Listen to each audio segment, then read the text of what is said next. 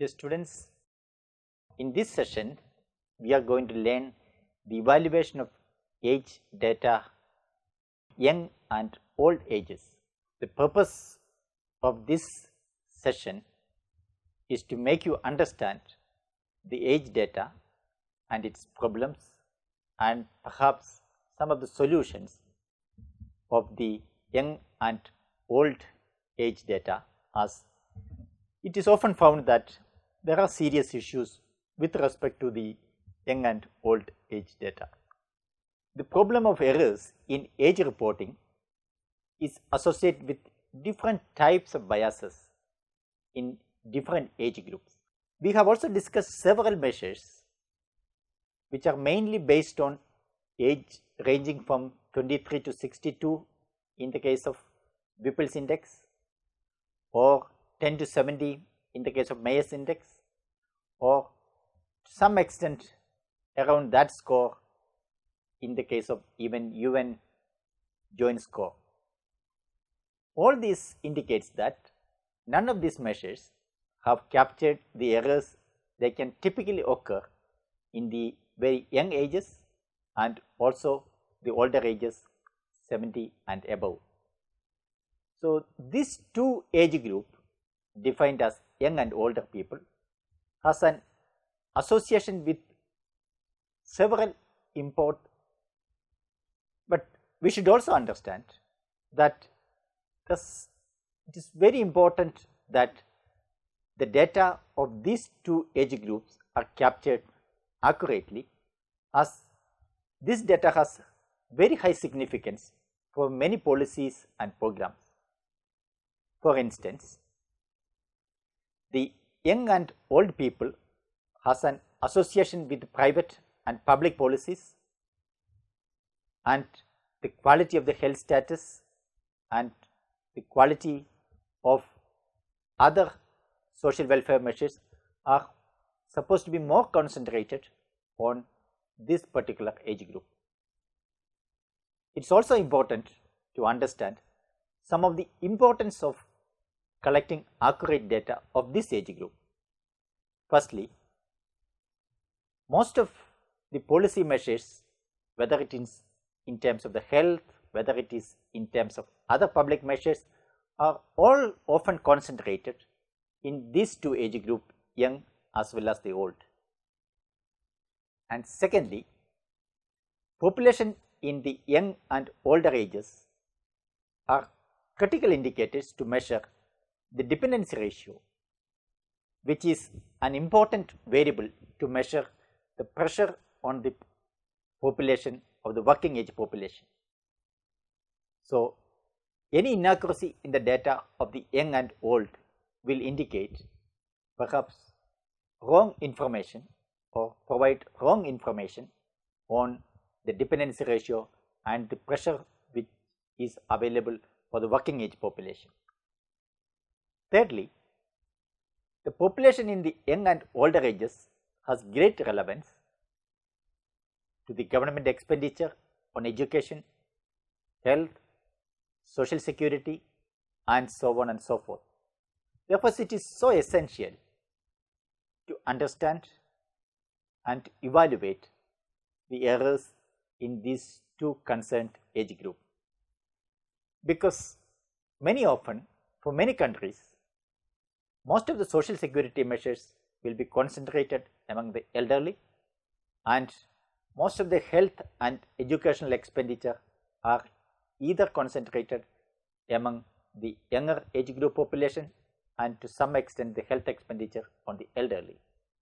Therefore, it is essential to have very accurate information of these two age groups. Moreover, the point of view of demographic studies, population in these two age groups form the basis of the estimation of many vital indicators. For instance, fertility, the mortality, the infant mortality. Many of these vital indicators in demography are estimated using this age group data.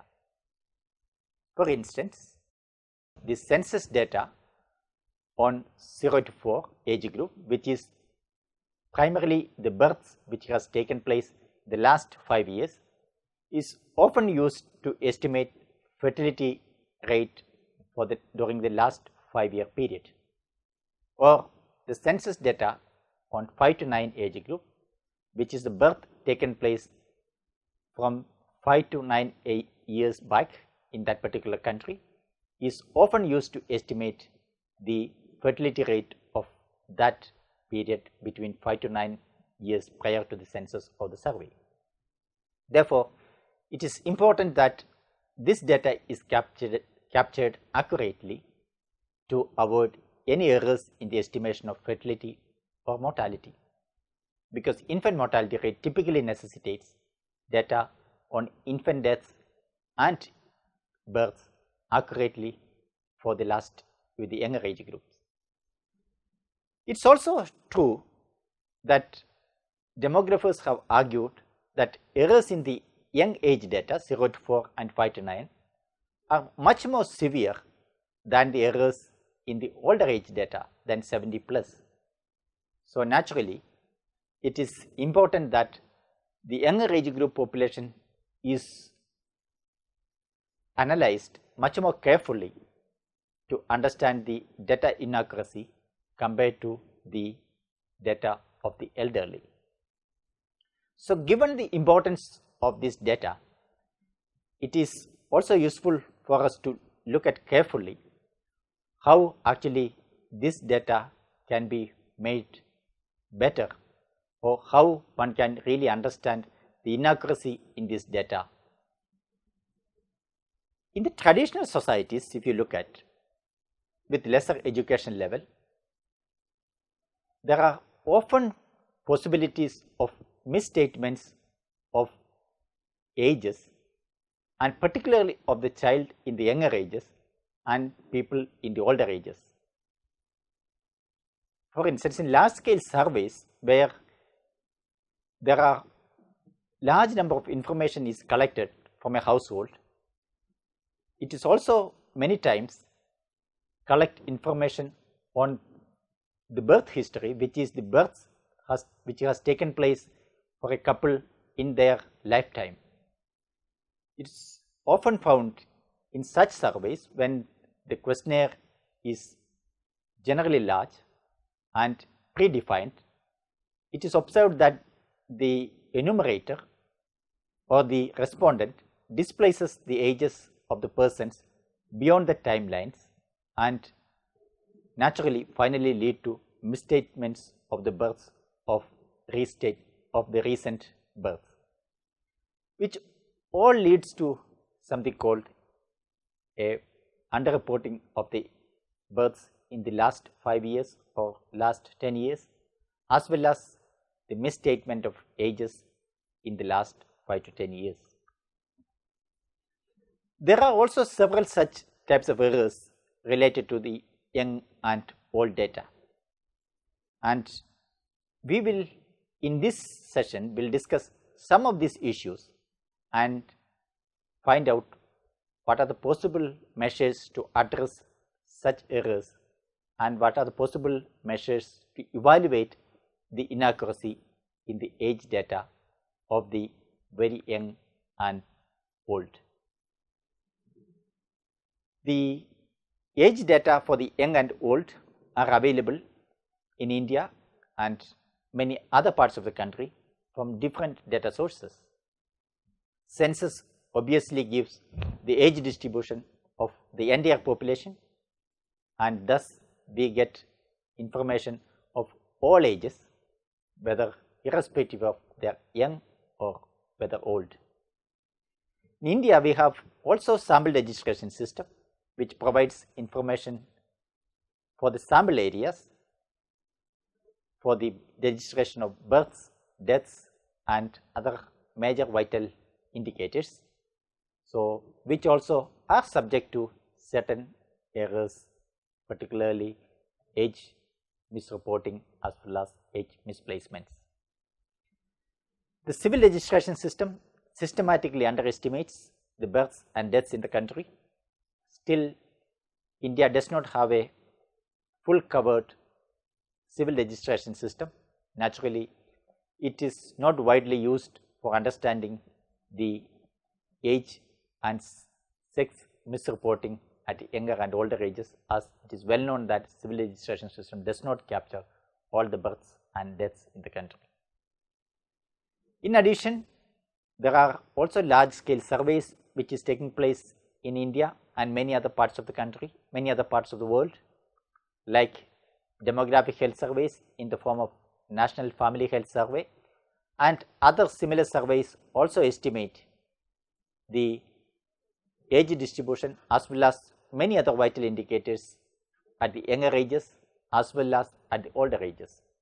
So, all this data needs to be evaluated systematically to understand the errors which can creep in both for the younger age group as well as for the older age group. Let us now look at how do we evaluate the young age data.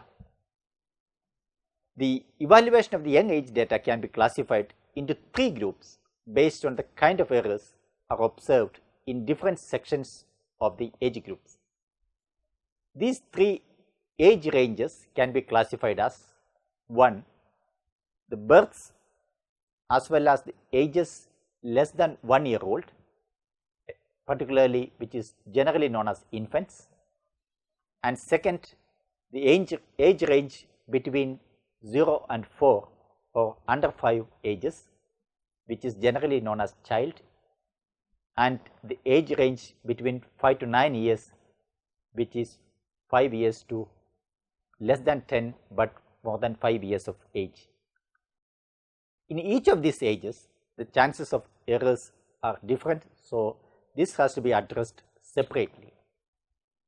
Let us first look at the first section, which is the infant stage, which consists of the births as well as the age group population within 0 to 1 age group.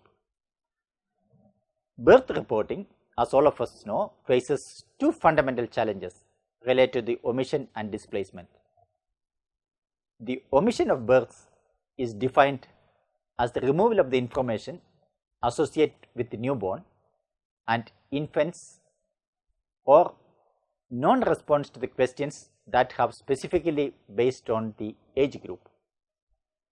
For example, the respondent asked a question on the number of births or number of people who are surviving in the household less than 1 year. If systematically, if that is not reported, there is an omission or it is actually removed from the 0 to 1 if the age is reported as 1, because then that age group will be considered between 1 to 4 age groups. So, there is always the problem of omission as well as the problem of removal.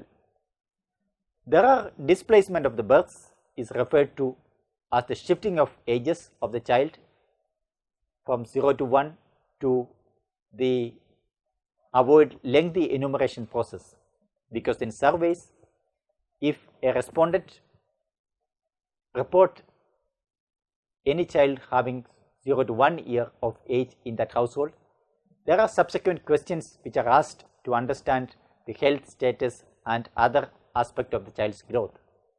Perhaps either enumerator or the respondents will be happy to report the child's age as higher, or even child is not reported to avoid such lengthy process in the questionnaire.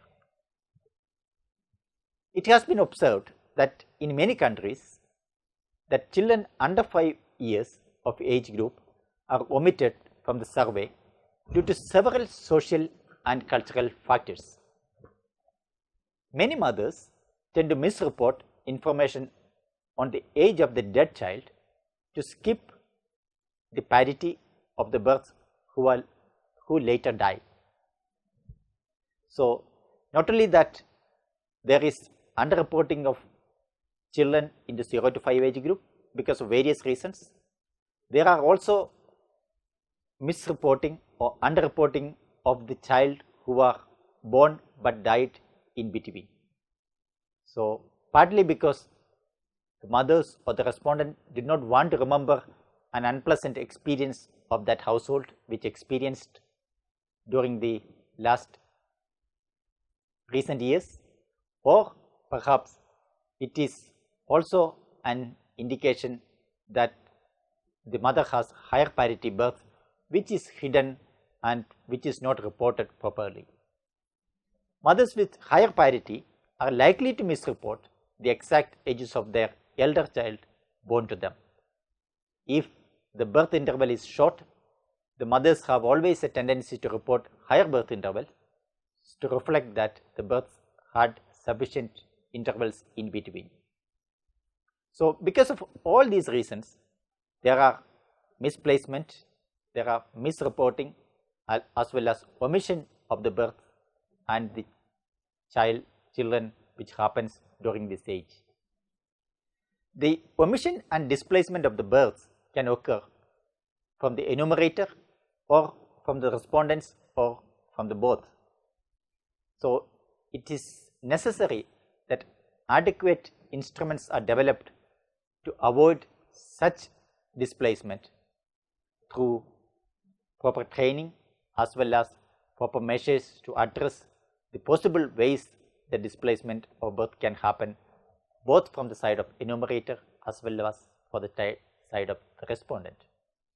The most prominent factor leading to displacement or omission of the female girl child from the enumeration process is due to strong son preference, because many families may not like to report the female birth as the status of female children are much lower in a society which has strong son preference.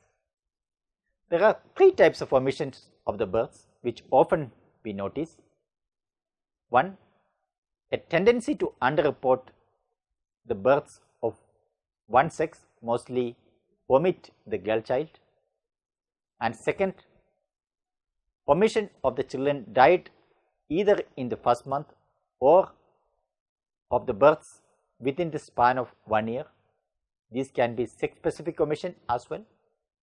So, the mothers may not like to report a death of a child which has happened soon after birth, as this has happened and they would perhaps would not like to remember it any further and report it to anyone. And finally and thirdly, the omission of deaths of specific sex of the child, like boy child, or so even that perhaps can occur because the death of a specific sex in specific sex group may not get adequately reported. To evaluate the errors in the reporting of the births, three basic techniques that are well pronounced in the case of reporting can be used. Firstly, the sex ratio at birth, which are widely used to understand the quality of the sex data.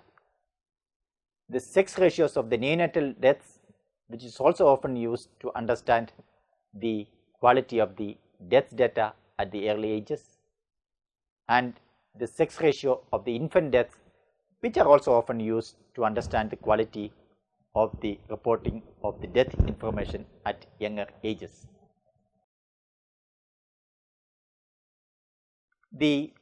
First, let us look at the sex ratio at birth. The sex ratio at birth is simply the number of male births divided by number of female births into 100. So, in a normal population, the sex ratio at birth will be within the vicinity of 105 male births for 100 female births. There can be some variation, but in a population where there is no strong son preference or no strong son preference which is revealed through the sex selective abortions, this measure will give you a good idea about the underreporting of female births. But unfortunately, in countries like India, where the sex ratio at birth is also not normal sex ratio at birth because of the sex selective abortions, this measure may not adequately represent the extent of underreporting of the female births in the population.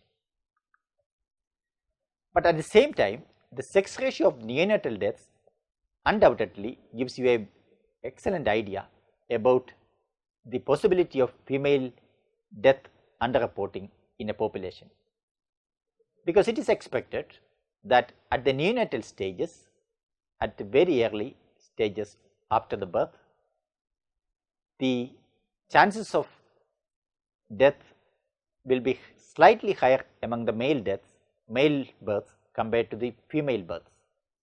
So, the discrimination, even if it exists, it may not reflect in the death, as during those periods the child is purely dependent on the mother's breast milk.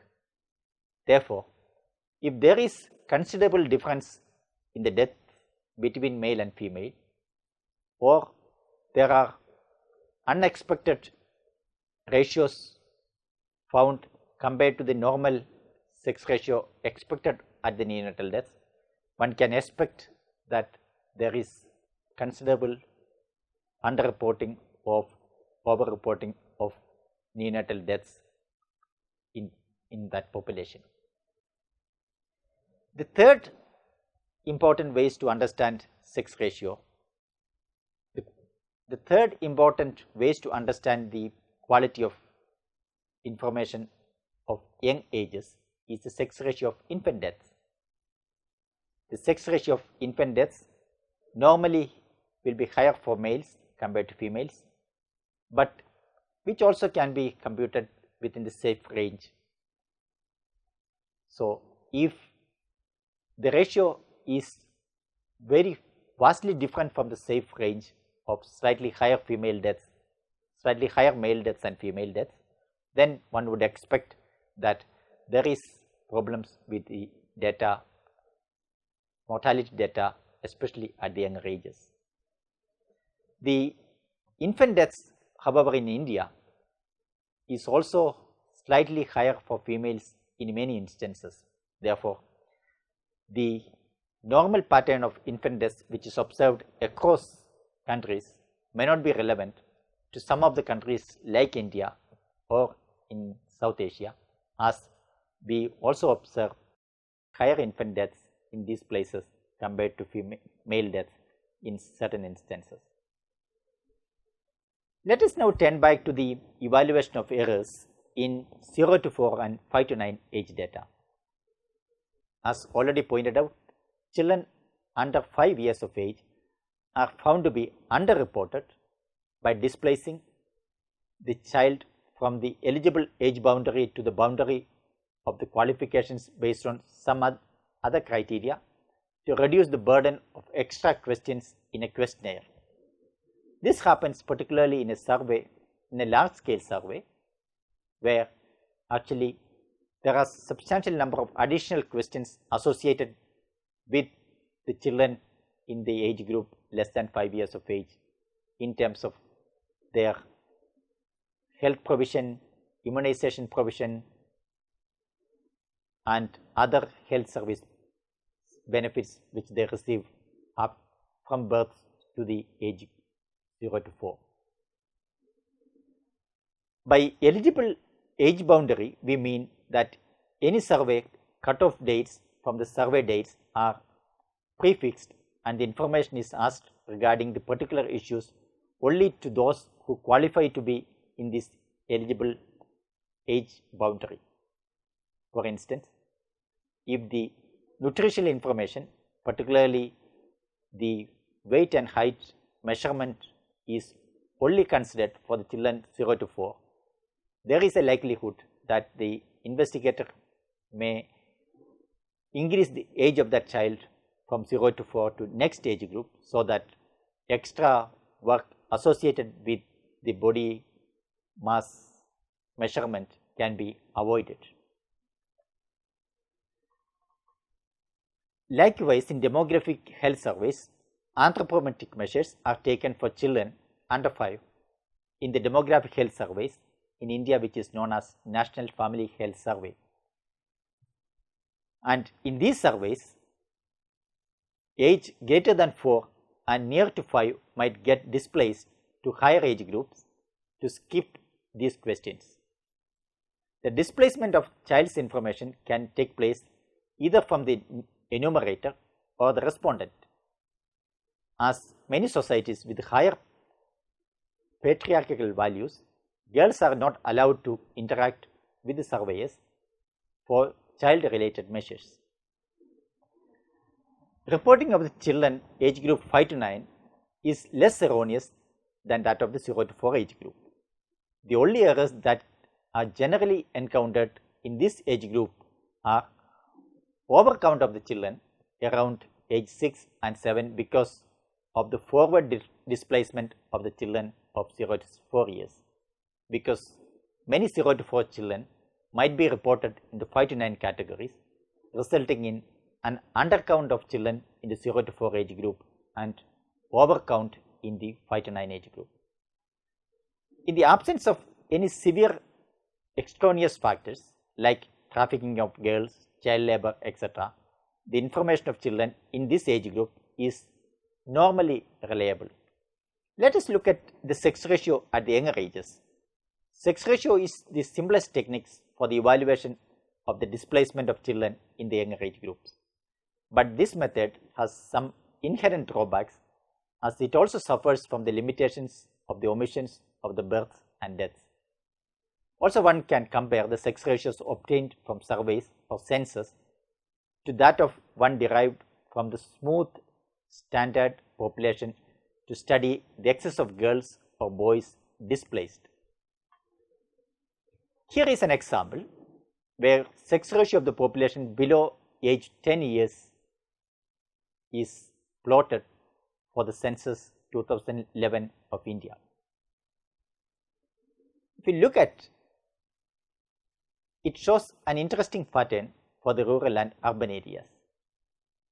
It shows that the sex ratio has been relatively high in the rural areas, but in the initial ages, both for rural and urban areas in the initial ages, but it has come down drastically between 4 and 5 years and substantially goes up in 5 and 6 years of ages, indicating clearly that the female births are undercounted in certain ages and displaced to the subsequent ages, especially 6 and 7 or 5, 6 and 7 in this case. So, such distortions are often noticeable in the age and sex data of the younger age group. Yet another method of understanding the quality of the data at the younger age group is to reverse survival method.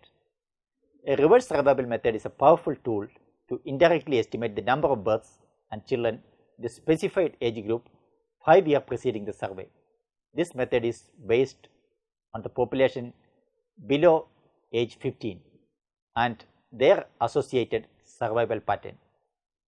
Let us suppose that a population enumerated between x to x plus n during the time t, that is in 2001 census, suppose 0 to 4 age group, is supposed to be born 5 years preceding the survey, t minus 5, between 2011, it is 2006 to 11 period. So, it is nothing but a mid-year population between the two age groups, and the number of births that took place during the time t minus 5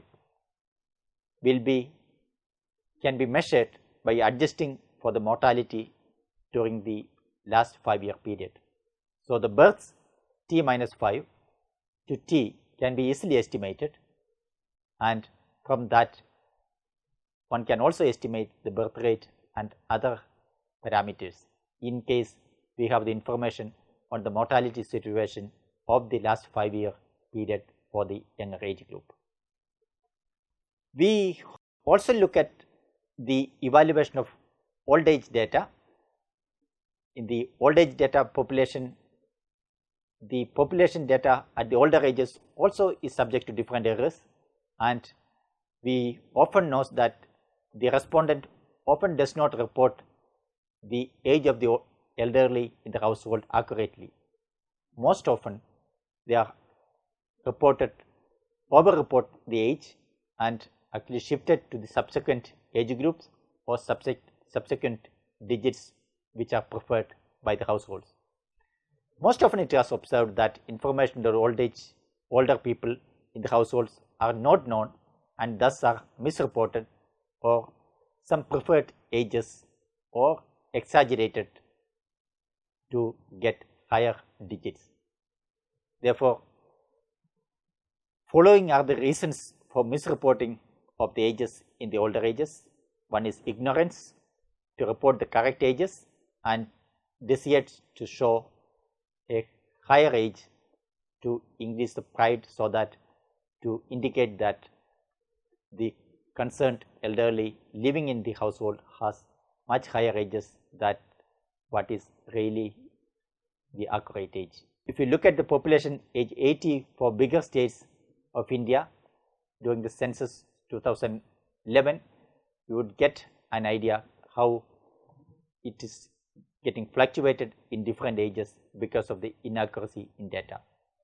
Overall, we have looked at in this session the data problems associated with the child as well as elderly, the serious data problems at the 0 to 1 age group, at the child 0 to 4 age group, over-reporting of population at the 5 to 9 age group, under-reporting of mortality in certain sexes, as well as overall mortality, as well as serious age problems associated with the elderly. So, one has to be aware of these limitations when we use this data and evaluate it using simple measures like reverse survival, sex ratios, and possibly adjust it when we use this data for demographic estimations. Thank you.